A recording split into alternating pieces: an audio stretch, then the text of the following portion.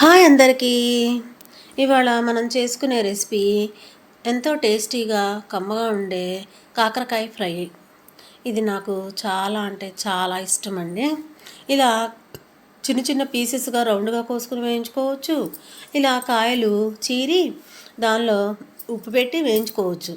నేనైతే ఇలా వేయిస్తున్నాను. ఒక 1/2 కేజీ కాకరకాయలు తీసుకొచ్చుకొని వాటిని శుభ్రంగా కడిగి ఆ కాయలు చాకుతో చీరి దానిలో కొంచెం ఉప్పు కూర్చండి. ఉప్పు కూర్చోమంటే ఇంతంత కాదండి, కొంచెమే కూర్చండి. అలా కూర్చిన తర్వాత ఒక గంట పక్కన పెట్టేసేయండి. ఆ గంట తర్వాత వాటిని గట్టిగా పిండండి.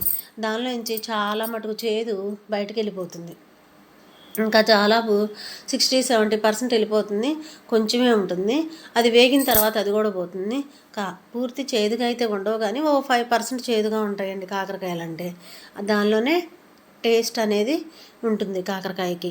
అలా సిమ్ మీద మీడియం ఫ్లేమ్ కంటే కూడా తక్కువగా పెట్టుకొని వేయించుకోండి. కళాయిలో వేసి బాండ్లీలో వేసి పైన మూత పెట్టండి. 5 మినిట్స్కి ఒకసారి కలుపుతూ ఉండండి.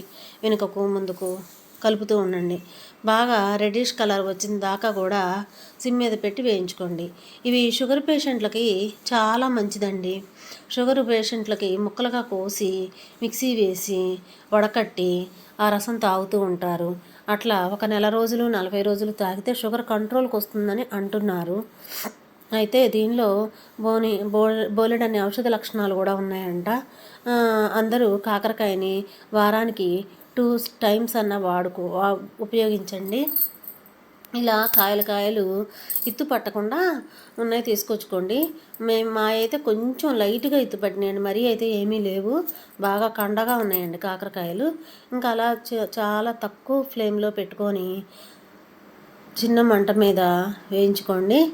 అయిపోయిన తర్వాత దీనిలో ఇంకా ఉప్పు, కారము, జీలకర్ర, వెల్లుల్లి రెబ్బలు అన్నీ వేసి గ్రైండ్ చేసి ఆ కారము దీనిలో పెట్టుకోండి. ఎక్కువ తినేవాళ్ళు ఎక్కువ పెట్టుకోండి, తక్కువ తినేవాళ్ళు తక్కువ పెట్టుకోండి. ఇది రెసిపీ దాదాపు 5-6 రోజులు ఉంటుందండి. ఎందుకంటే మనం దీనిలో ఒక్క చుక్క వాటర్ కూడా వాడము. దీనిలో కాంబినేషన్ అలా ముద్దపప్పు, నెయ్యి.